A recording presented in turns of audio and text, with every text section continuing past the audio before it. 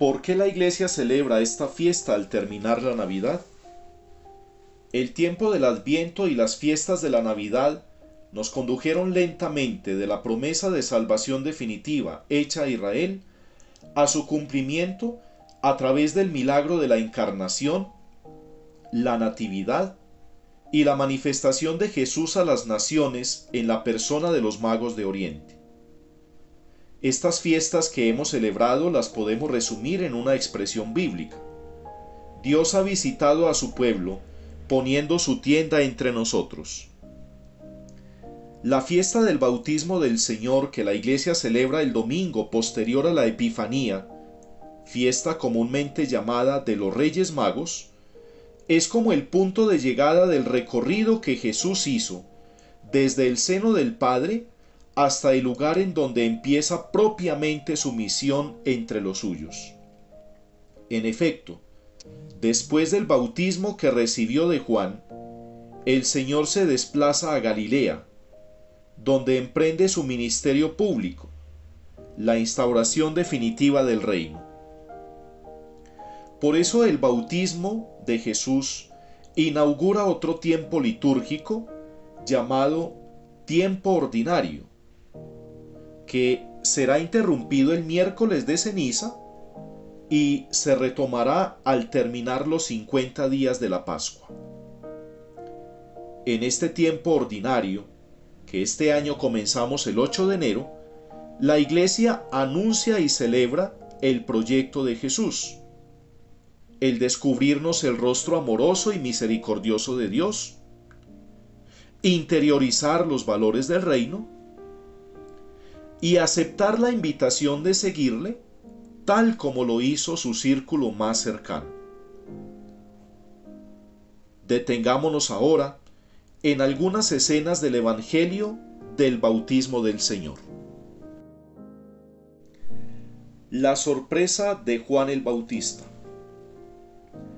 Mucho antes de ser bautizado Jesús, Juan el Bautista ya le reconocía como Mesías, como aquel que cumpliría las esperanzas del pueblo de Israel. Algunos de sus seguidores más cercanos, en efecto, llegaron a ser discípulos de Jesús. Recordemos algunas palabras que dice Juan sobre Jesús. No soy digno de desatar la correa de sus sandalias. El que viene después de mí es más grande que yo. Conviene que él crezca y yo disminuya. El bautismo que ofrecía Juan en el río Jordán era un signo de conversión, un gesto de fe y de disposición interior abierto a cualquier israelita que quisiera cambiar su conducta de modo que fuera más agradable a Dios y resultara coherente con el judaísmo. Hoy en día podríamos comparar el bautismo de Juan con el signo que recibimos el miércoles de ceniza, un gesto público de aceptación de la voluntad de Dios en nuestra vida, con la sincera disposición interior para emprender un camino de renovación interior. La sorpresa de Juan es mayúscula cuando Jesús le pide que le bautice. Jesús no necesitaba el bautismo que Juan ofrecía, porque él no necesitaba conversión. Su vida estaba en perfecta comunión con el Padre y con el Espíritu Santo. En Jesús no hubo jamás sombra de pecado o doblez de corazón que le hicieran beneficiario del bautismo de Juan. Es más, Juan había dicho que Jesús ofrecería un bautismo incluso superior al que él mismo estaba ofreciendo, refiriéndose no a un bautismo de agua, sino a un bautismo sellado por su propia sangre, como en efecto ocurrió el día de la Pascua. De ahí la exclamación de Juan: yo soy el que necesito que tú me bautices, ¿y tú vienes a mí? Mientras Juan bautizaba a Jesús, experimenta una profunda desemejanza, es decir, una sensación de pequeñez y de insignificancia. Si bien todo el mundo conocía la autoridad moral y profética de Juan, en esta ocasión se ha acercado a él alguien que es abismalmente superior. Algunos padres de la Iglesia así expresan esta desemejanza. El Señor acude al siervo, el Rey al precursor, el sol viene a la lámpara, la palabra se acerca a la voz, el esposo llega al amigo, el primogénito de toda criatura, el más grande entre los nacidos de mujer, el nuevo Adán al Bautista, que en su condición humana también necesita ser restaurado. ¿Por qué fue entonces Jesús a ser bautizado por Juan? Para confirmar que Juan había cumplido bien su misión de precursor, para hacerse solidario con la culpa de aquellos que, más que conversión, buscaban la salvación definitiva. Él no era pecador, asumió las consecuencias del pecado, diría San Pablo, para redimirnos del pecado.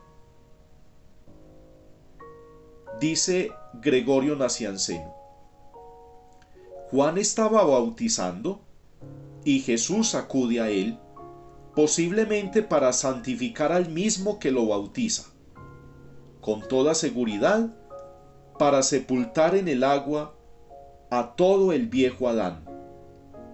Antes de nosotros y por nosotros, el que era espíritu y carne, santifica el Jordán, para así iniciarnos por el espíritu y el agua en los sagrados misterios. Lo que implica vivir nuestro bautismo. La Iglesia nos pide vivir la fiesta del bautismo del Señor como si se tratara de nuestra fiesta, porque también nosotros fuimos un día bautizados. Puesta al comienzo del año, esta celebración nos pone el reto de tomarnos muy en serio el hecho de ser cristianos. En efecto, hay muchos bautizados, muchos que se reconocen a sí mismos como cristianos, pero muy pocos que viven coherentemente con lo que este nombre significa. De los 7 sacramentos, el bautismo es el primero, el pilar, la puerta de entrada.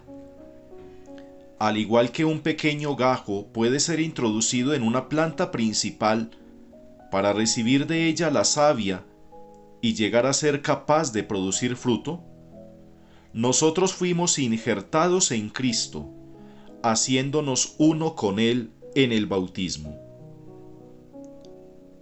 Del bautismo de Juan conservamos el signo del agua, pero ahora, más que un signo de conversión o de preparación, el bautismo es un sacramento, un regalo que brota del costado abierto de Cristo. Un elemento común y necesario para la vida, como es el agua, ha sido asumido por Cristo como signo de su paso por la muerte hacia la resurrección. Desde los apóstoles, la Iglesia reconoce este sacramento como el símbolo del nuevo y definitivo nacimiento, signo eficaz de participación en la vida divina y comienzo de nuestro itinerario hacia la salvación.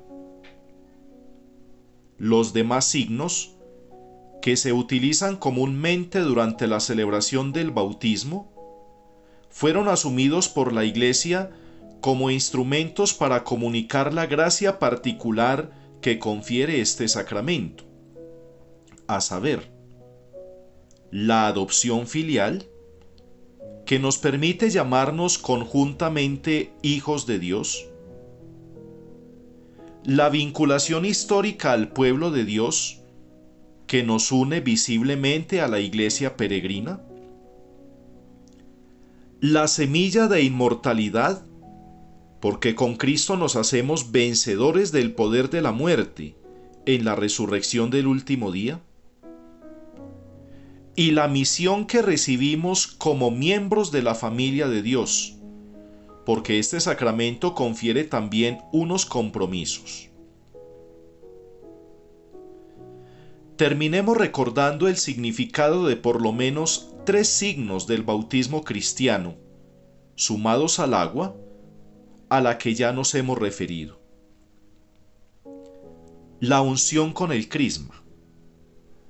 Como sello definitivo del Espíritu, la impronta que pone Dios en nuestra naturaleza para convertirnos en sacerdotes, profetas y reyes, administradores responsables de nuestra vida y de los dones de la creación, de modo que todas las cosas tiendan hacia Él. De la responsabilidad de transformar nuestra vida en signos de su presencia en el mundo, agradándole con nuestros pensamientos, palabras y acciones. De hablar con Él, oírle a Él y dar testimonio de sus acciones. La luz, que tomada del cirio pascual, nos recuerda que no podemos caminar en el mundo sin la claridad de la fe y de la presencia de Dios en nuestra vida. A su vez, nuestra misión es la de ser antorchas en el mundo, para iluminar en su nombre a quienes viven en tinieblas o en sombras de muerte.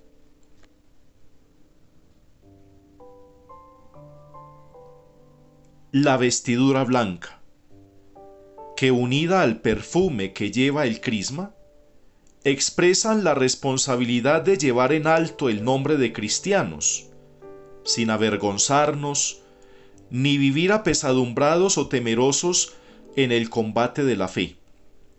Ser bautizado es un regalo. Mantenerse fieles en medio de algunos que apostatan o se avergüenzan de la fe es un reto posible de asumir para quien vive bajo la sombra de aquel que dio su vida por nosotros. Feliz día y gracias por escucharnos.